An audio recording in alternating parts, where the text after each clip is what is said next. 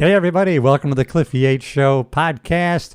We are live on YouTube, so if you are listening on one of the podcast platforms, hey, head over to YouTube, join the family, hit subscribe, and I want to thank all the new subscribers. In recent months, we have gained over 490 new subscribers. Welcome to the show, and normally this show has been mostly, exclusively, personal growth, self-improvement, self-motivation, stuff that we can do in changing our thinking, changing our actions, in which we will change our results in a positive way, having a positive impact on other people. So this is a little bit new because as you saw maybe the thumbnail on the announcement of the live broadcast that I put on YouTube, we're going to talk about some current events today. And so I want to welcome everybody to the live broadcast, and we are going to talk about the importance of staying educated and informed on current events. And we can have discussions about these things. And I want to talk about a few news items in the news over the last few months, few weeks, few days that are in the headlines right now. And I know I can do it in a civil fashion without vehement anger or responses from me anyways. On the other side, I can't guarantee. I know a lot of people that are like-minded like myself. We've been very happy as to what's been happening, but I have been a little bit disheartened by some of the comments that I've seen, read on social media. Not that I spend that much time scrolling the social media, but vehement anger towards policies and changes and what's going on in current events in the world and politics today. And now people are just so angry and upset while I'm happy and people that I know are happy. Now I'm seeing some of these comments because let me introduce myself to people that are new to the show. And if you haven't already, please subscribe to the channel here on YouTube. And if you're on one of the podcast platforms, head over to YouTube when you're done listening and subscribe to the channel. For 35 years, I was a police officer. You can see I have a little police car here. I have a little weapon on my copy machine, and you see my blue line flag. So 35 years as a cop by day, and many years a comedian by night. So in the cultures of policing, in the cultures of stand-up comedy, doing some acting and some producing of independent films, writing a book. And so being in different cultures, I had different relationships with different people who obviously will have different viewpoints, points of view politically, and as a worldview, theologically, just different points of view that in most cases are not discussed. But of course, in what's been happening in the world, all these things are being discussed, and in many cases we have a my side against your side deal going on. But we really should be okay to be self-educated, be educated, and encouraged to share our point of view with open dialogue without fear of vehement, angry opposition, which is really not the case. But I feel compelled because I'm paying attention to what's going on. And I'm very happy about certain things, although this is going to be a discussion about some current events. The podcast traditionally talks about physical health, mental health, things we can do to be better, become more. And that's one of the reasons why I'm excited. And I'm a little bit baffled about how people are upset. I'm so happy with President Trump's picks and who he picked. Now, a little background. And when I first started to pay attention to what was going on civically in the United States, because my wife was born in Cuba, and so she came to the country at age 7. Her parents came the legal way. Her whole family became citizens. She's so proud to be a citizen, to be able to be engaged in the political process, to have the freedom to vote. And she made sure when I thought about not voting at an election after we first got together, she says, do you realize what you have in this country, that you have the right to vote? You can speak openly without fear of the government coming and taking you away, maybe even killing you. You have that freedom and you're not going to exercise it. So she chastised me, and seeing her father wear an American flag every day, displaying it, and basically, I swear, half the time I would go visit over at my wife's parents, I would see him kiss the ground, so happy to be in the United States of America. And I was thinking, I should be this patriotic. And I'm trying to do better in that regard, which is why I'm happy with the current administration. And I'm not going to be afraid today to express that, even though some of the comments that I have been seeing and actually getting have been just so angry. But let me tell you something. I'm happy with, first of all, RFK. And I had a friend of mine, a fellow actor, who was on my podcast probably over a year ago now, a year and a half ago, when RFK was running for president. And he was running as a Democrat, and my friend was supporting RFK, and I was supporting Trump as president. But he wanted to really express why he was supporting RFK and maybe try to convince me. And I was open to a lot of what we were discussing, and I was really happy with some of the things that RFK was putting forth regarding the safety in food and the health of American citizens, and his view and goal of making America healthy again. He was still talking about it back then. And so later to have RFK come out publicly and say, well, he ran for president as a Democrat. None of the mainstream media outlets would have him on to share his ideas and thoughts. And so then he switched and ran as an independent. He offered to the Biden-Harris administration what he would like to do if he was part of the administration. They didn't give him an ear to hear on anything. They didn't even answer his call. President Trump said, come on our team and listen. I will appoint you as the head of Health and Human Services, and you can go forward with your agenda to make America healthy again. I will not interfere with that. And he's followed through on that promise. Promises made, promises kept. So lifelong Democrat, RFK, lifelong from the Democrat. His father was a Democrat. His uncle was a Democrat. John F. Kennedy, his uncle, president, murdered in 1963. And Bobby Kennedy, his father, murdered on the campaign trail. So both actually murdered on the campaign trail. RFK Jr. now comes on board with President Trump, lifelong Democrat. And now everything he says, because he's with Trump, everything is craziness. You're supporting Hitler. And so RFK Jr., I really like him. I'm glad that he's going to be the head of Health and Human Services. I believe he's going to be. Just recently he made it through committee. And so now I think it goes to a complete vote. I don't think that's happened yet. Tulsi Gabbard, on part of President Trump's cabinet. Tulsi, lifelong Democrat, ran for president as a Democrat. Congresswoman from Hawaii, a veteran, serving the country proudly. Patriotic American. I'm trying to think of the title of her book. For Love of Country is her book. Tulsi Gabbard. I read it. It's fantastic. How can you not be happy with her? I'm down the road. Maybe if it's J.D. Vance or whoever, I would love to have the first female president be Tulsi Gabbard. I would support her 100%. J.D. Vance. There's a movie out, Hillbilly Elegy. And long before he had any thoughts of being in the public eye,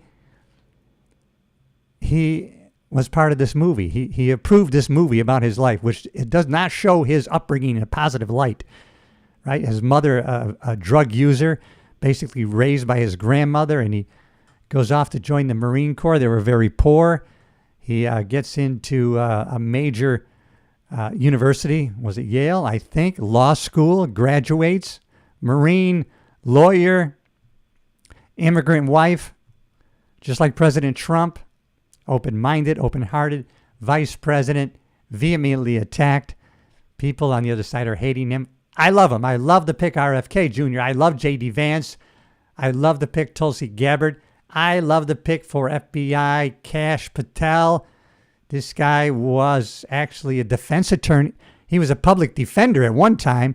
Then he was a prosecuting attorney, and they're after him. They do not want him head of the FBI because he's going to hold people accountable, and they do not want that. You wouldn't even think that that was the case, but it is the case. And it's just amazing the people that oppose this president. Ben Carson, this black genius surgeon, can you imagine? And he supports President Trump 100%. And he is a good Christian man. And he stands up for what is right. As he said, he could be off like President Trump on the beach enjoying life like I do most of the time. But he said it's time to stand up for what is right, what he knows is true. And Caroline, the new press secretary, can't think of her last name. She is just kicking ass. I support her 100%. Recently appointed to Attorney General Pam Bondi from Florida. She is amazing. She's going to be amazing as the Attorney General. And if you saw the picture that I put up originally for this podcast, it was President Trump. Here it is, the picture. He's signing the executive order saying that it is illegal for a biological male to compete in women's sports. You know, the Democrats, if they really wanted to be Trump, it would have been so easy, right? All you had to do is support some basic principles that the American people in greater majority wanted, which was, you would think, common sense. Let's shut the border down, keep criminals out, let people come in legally.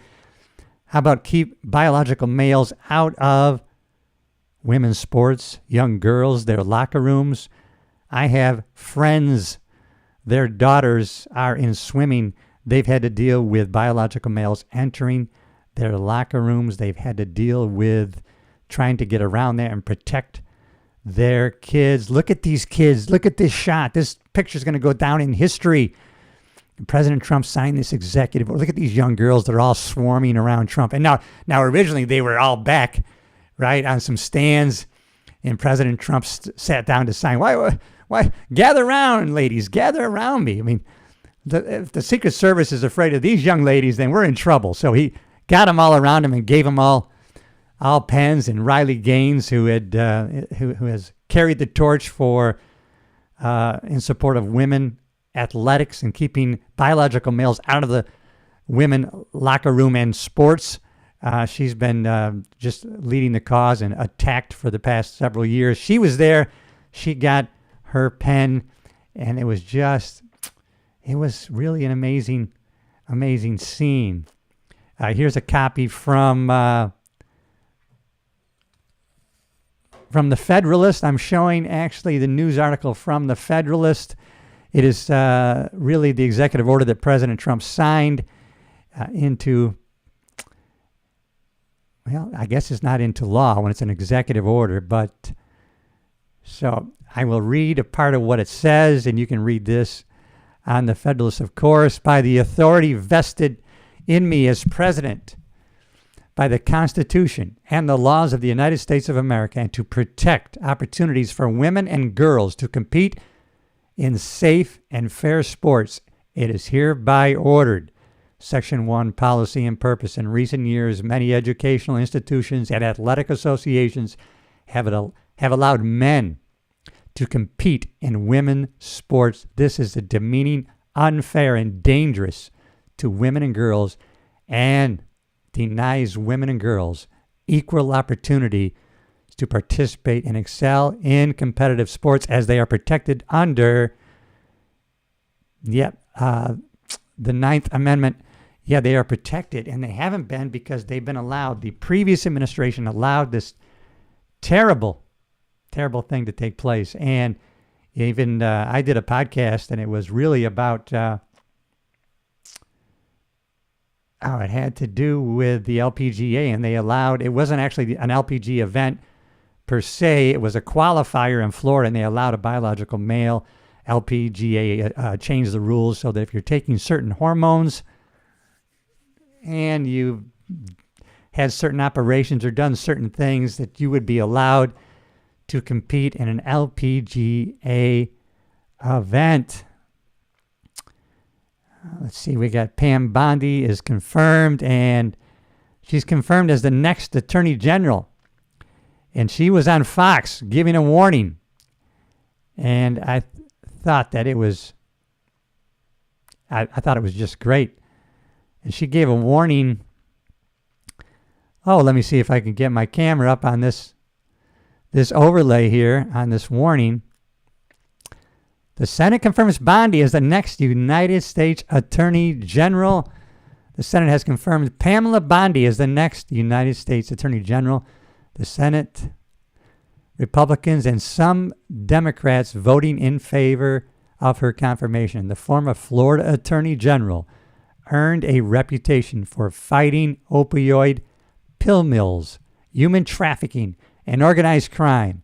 Trump said when he tapped Bondi for the role of United States Attorney General that she is smart and tough and will refocus the DOJ to its intended purpose of fighting crime. And that she will do. Doing physical therapy for your dog's arthritis actually makes it worse. Here's what to do instead. Mute that. We have... Get this camera on, and I have a little video here that will... Well, I got to do that too. All right, let's unmute this. And we got Pam Bondi being interviewed by Sean Hannity. General of the United States, a longtime friend of the program, Pam Bondi. Pam, great to have you. Well, you've had your own shock and awe, 30 hours since being in office. Congratulations. Thank you. Thank you. Just landed from New Orleans, as you said. And, Kristi Noem with Homeland Security has done a great job working in conjunction with our ATF agents, our DEA agents, our FBI agents, getting ready for the Super Bowl.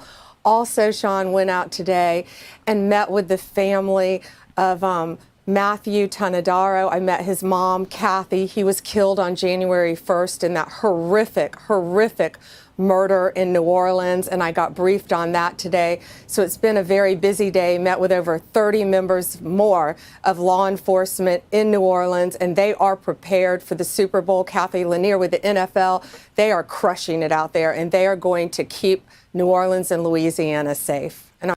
Oh, I'm looking forward to the Super Bowl, right? We got President Trump is going to the Super Bowl. I kind of wish he wasn't, because and they're still out to take him out. I think they're still out to assassinate President Trump, and man, that's going to be, but he has total courage to do what he feels is right, and he's going to the Super Bowl, and you can imagine I can't imagine the statistics on viewership, and now that everybody knows he's going to the Super Bowl. I'm proud to be part of that. I'm glad to hear that. Let me start with you've cracked down on sanctuary cities. The DOJ has put a pause on all federal funding to sanctuary cities and states. You filed a lawsuit against Chicago and the state of Illinois for being a sanctuary city. Am I wrong in my interpretation that a sanctuary city is aiding and abetting in lawbreaking? Sean, what they're doing is they are choosing illegal aliens over the safety and security of their own citizens and the men and women of law enforcement who are out there trying to protect their citizens. Not only did we sue today the city of Chicago, we sued the state of Illinois, we sued the mayor, we sued the governor, and we sued others. And let me be very clear, if you don't comply with federal law, you're going to be next. What about those that we now know apparently tipped off the Tren de Aragua gang in Colorado prior to an ICE raid? Obviously, that would be breaking the law. Will we get to the bottom of that? Yeah, Sean, absolutely. And, that risk the lives of our great men and women in law enforcement. I mean, this is horrific. This hits to home, right? As a law enforcement veteran of 35 years, to think that somebody would tip off a violent street gang that we were coming for them, putting myself or my brothers and sisters in harm's way, is just it's a treasonous act. And I'll tell you right now, Pam Bondi is tough. And these sanctuary cities where officials, police and mayors and officials are going to be interfering with Tom Homan and his ability to take these alien criminals into custody, people are going to get arrested. They're going to be charged. I guarantee that this is probably going to happen very shortly. And she has given a warning that you better not do it, because you're going to have to suffer those consequences. And support that 100%. What these people are doing to try to destroy our country truly and jeopardize the lives of law enforcement and our citizens. And Tom Homan is absolutely right to be appalled and furious. But we will all get to the bottom of this. And, you know, Donald Trump has created an incredible team of people who truly, we were pre-existing friends, so many of us. We get along great and we work so well together. Hey, we talk about creating teams, right? In our business, in our families, in all our aspects. A team works better. A mastermind of people, like-minded people get together. And so President Trump has created that. I think that is just amazing what he's doing. And so Pam Bondi is going to do a great job as Attorney General. She's going to be causing all sorts of ruckus for sure.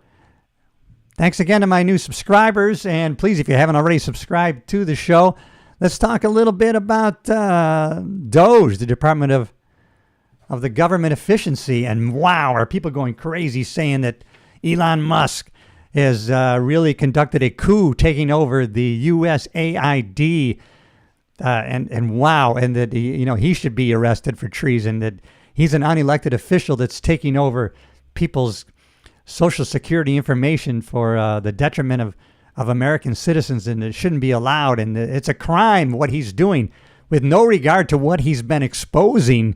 Talk about crimes. I mean, it's just amazing. Written in the Federalist. I could just read from a recent article, the level of this insanity. Let's talk about the biggest heist in American history. Thanks to President Trump, DOGE, and some other government trackers, we're seeing just how badly the Uniparty has screwed we the people, we the taxpayer. Just some of the most egregious examples of baffling projects funded by USAID. $47,000 for a transgender opera in Colombia. A transgender comic book in Peru. $32,000. Fighting crime in gender-affirming underwear. How about $1.5 million for an LGBTQ jobs program in Serbia?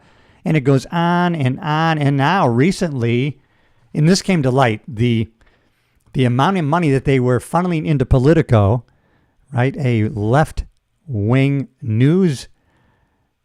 online news agency, and now came to find out they were not only getting $8 million yearly, but also, if you put all the funds together through the paid subscriptions through USAID, over $30 million was going to this Politico.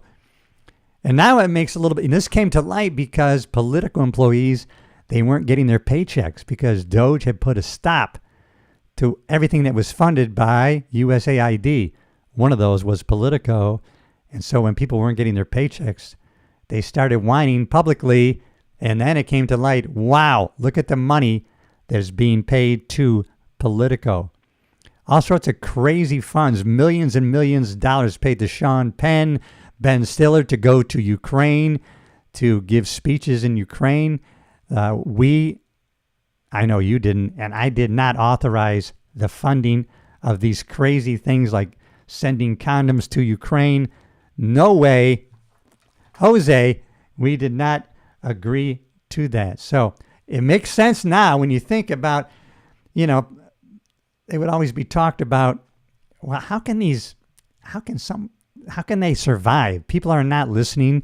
People are not reading some of these things. How can some of these news outlets survive when the viewership has gone in the toilet and nobody agrees as to what they're saying? Now we know how they survive. They don't need advertisers. They had government funding from us. We were funding our own opposition. We are funding our own corruption. And now because of Elon Musk and DOGE, it's being exposed. And who is the focus of the attacks? Elon Musk himself, the person who's actually pointing the finger at the corruption. Because it's being exposed. We should be celebrating that things are coming to light. People are becoming aware of what's going on, and that's one reason why there is such a vehement opposition to DOGE and what Elon Musk is doing. I can't believe in some of those press conferences, the fight back and the questions about it. Does he have, what kind of security clearance does he have? Listen, every other day down here, twice the other day, SpaceX Elon Musk is sending spaceships into space. He's not even allowed to hire people for SpaceX that don't have the proper security clearance. So believe me, he is NASA. He has security clearance. Believe me, Elon Musk is of no threat. And if it wasn't for Elon Musk buying Twitter and X so that we could have free speech, a lot of things wouldn't have come to light today. It's absolutely insanity what's going on with that stuff. And, you know, people are always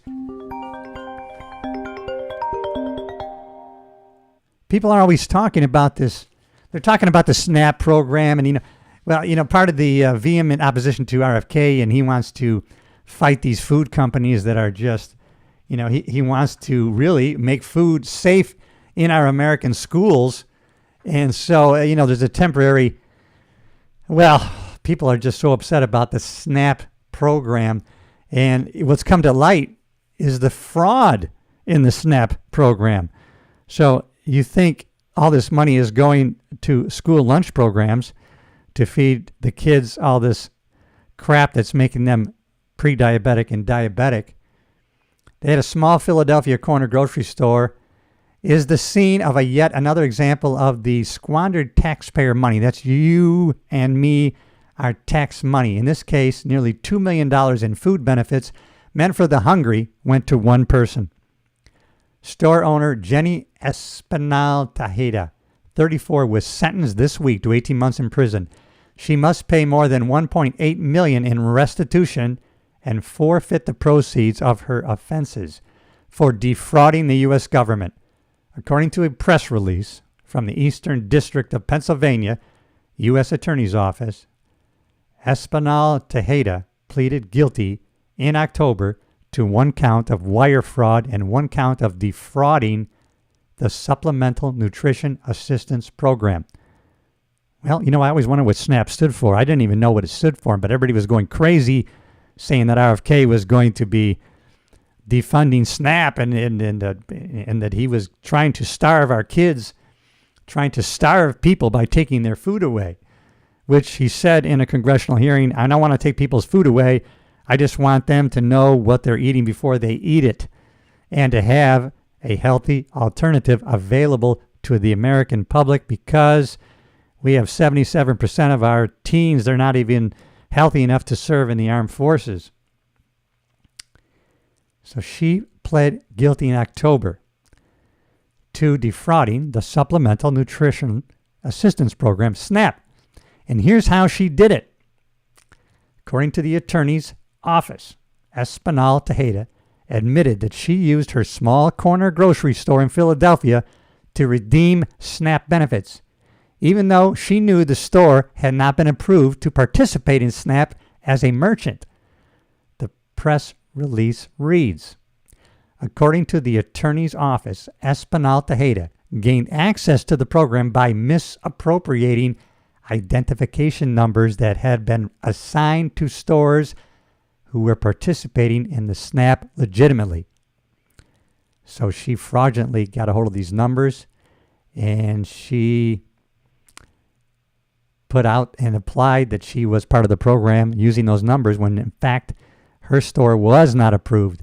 She used these SNAP misappropriated numbers to work around the rules of SNAP and abuse the program by trading benefits for cash in her store.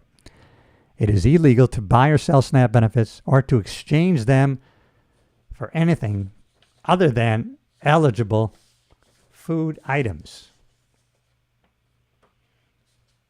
So there's a way that they conduct this fraud. Tejeda sought to profit illicitly from the SNAP program, diverting nearly $2 million of the USDA's money. U.S. Attorney Romero said in the statement, on behalf of the folks who rely on these resources every day and the taxpayers who fund the programs, we and our partners will continue to prosecute abuses like this and ensure that those who commit them are held appropriately accountable. This was nearly $2 million at just one store. Investigators should keep looking because we know SNAP fraud is rampant. They had another case in Buffalo, New York. A woman named Carmela Miller was sentenced to 5 years of probation, 200 hours of community service, and ordered to pay back more than $6,000 in restitutions after being convicted of grand larceny and welfare fraud. Investigators said she hid information about her income and fraudulently collected SNAP. As a local NBC affiliate reported, officials said that for nearly 4 years, Miller collected a total of $6,406 in public assistance benefits that she was not entitled to receive. In Minnesota, it goes on and on. A Shakopee woman was charged with theft for fraudulently collecting more than $60,000 in public benefits while incarcerated, according to local Fox affiliate. Wow. Fraudulently collecting $60,000 of public benefits while she was incarcerated in the slammer. According to a local Fox affiliate, this included $2,619 in SNAP, as well as general assistance in the form of cash benefits and medical assistance. A report from Massachusetts Law Reform Institute describes another sort of SNAP fraud, organized card skimming schemes in which SNAP cardholders swipe their cards. Well, then there's a skimmer that is placed on the card readers, and they take those numbers and they redeem that for benefits. Unbelievable. And this fraud is being exposed. We need it exposed. And the Doge and Trump's appointees that he's using to expose this fraud is something that we want, we welcome, we need, and it's going to save us, federal taxpayers, so much money that we can start using that money for America First interest. And I think that is important. And if you have an opposing opinion, I think you should be able to say it, and say it with civility. And so I welcome comments. And I'm going to end this episode. And we talked about some stories in the news today, and I didn't get into Marco Rubio, who we love. Marco Rubio, my wife, he is the son of Cuban immigrants, a former congressperson in Florida, and he supports America 100%. Why? Because when you're an immigrant to this country from a communist regime, you recognize the freedoms that we have here, and you just want to make damn sure that we maintain those freedoms. So you take an active role in supporting the U.S. Constitution and coming to this country legally, as many Cubans have done, and many immigrants from all over the world do and continue to do to this day. But to come here illegally, breaking the rules, we need law and order back in America, and I see it coming. I see a lot of great things. As my adopted mentor, Pat Bet David, would say on his amazing podcast, PBD, the future is bright, my friends. Hey, if you haven't already, subscribe to the channel. We talked about some great things today. And as always, you can change your thoughts, change the actions that you are going to do today, and have a positive impact not only on your life, but maybe on the people around you. All right, everybody. Thanks for tuning in to this live podcast episode. I'm Cliff Yates. You know I love you, and I'll see you in the next episode.